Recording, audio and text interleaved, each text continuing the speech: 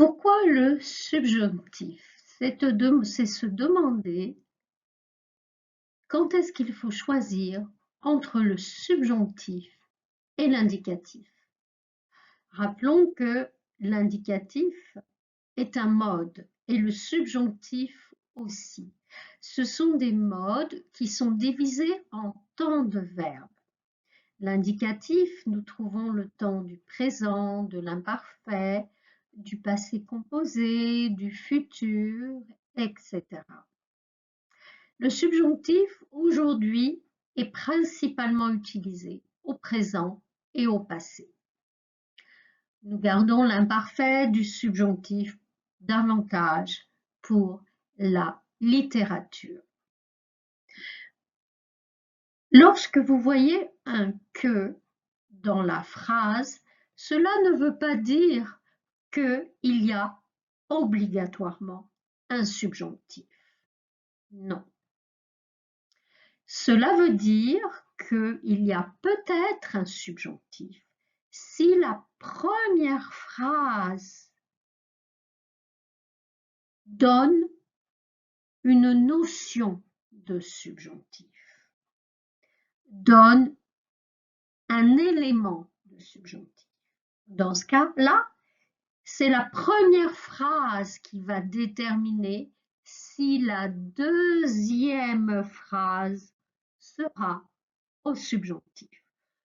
En d'autres mots, la deuxième phrase sera au subjonctif si le verbe de la première phrase exige que la deuxième phrase soit au subjonctif. Le subjonctif exprime la subjectivité. On relie souvent la subjectivité au cœur. Au cœur, c'est-à-dire aux émotions, à la spontanéité, à l'irrationnel. Pour vous aider, subjectivité égale subjonctif.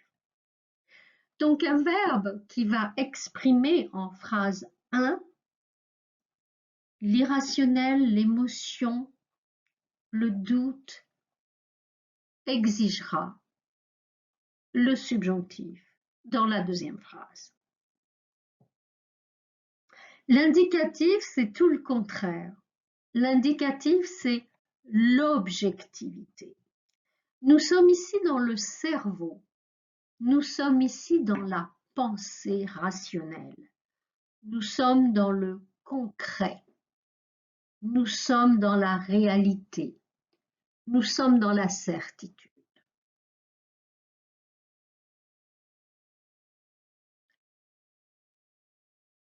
Si votre phrase numéro 1 utilise un verbe qui correspond à la catégorie de la subjectivité, votre deuxième phrase sera au subjonctif. Si votre première phrase utilise un verbe qui exprime l'objectivité, comme penser, constater, remarquer, dans ce cas, votre deuxième phrase sera à l'indicatif. Quels sont les verbes, les catégories, plus précisément, catégories de verbes qui expriment la subjectivité et qui par conséquence vont exiger le subjonctif dans la deuxième phrase? Eh bien, ce sont les verbes qui expriment l'émotion du cœur. Exemple, le verbe aimer, j'aime, exprime l'émotion, une émotion positive. Mais ça peut être aussi une émotion négative. Il a peur. Et votre deuxième phrase sera au subjonctif. J'aime que tu sois là. il a peur que tu partes.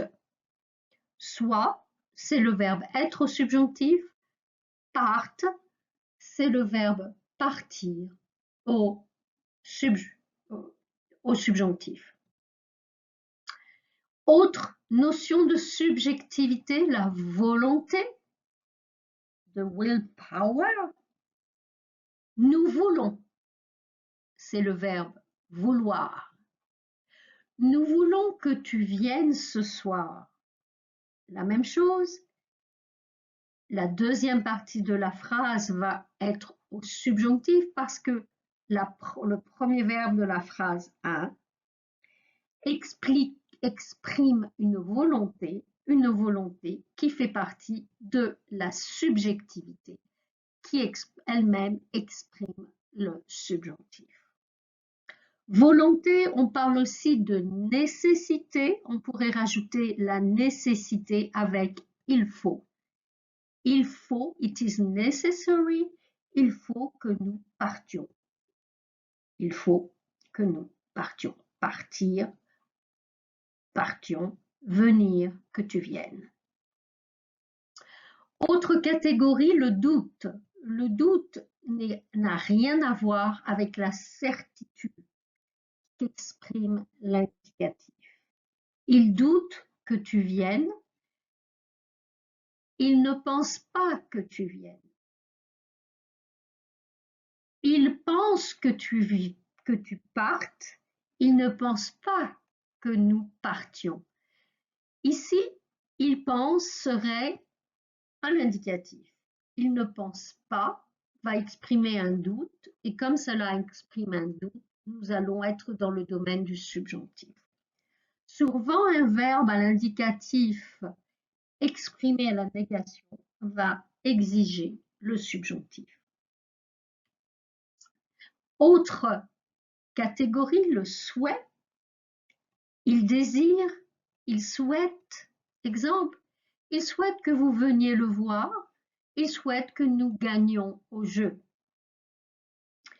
Attention, espérer, qui exprime pourtant un souhait, exige l'indicatif. C'est ce qu'on appelle une exception.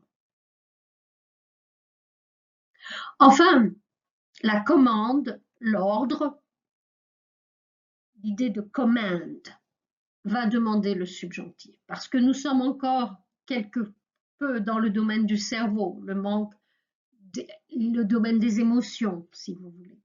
Donc, vous direz par exemple, il exige, du verbe exiger, he require, il exige que vous veniez le voir. Nous refusons que vous partiez. Subjonctif, subjonctif. Je pense que vous avez compris maintenant pourquoi on va utiliser le subjonctif. C'est une leçon de base sur le subjonctif.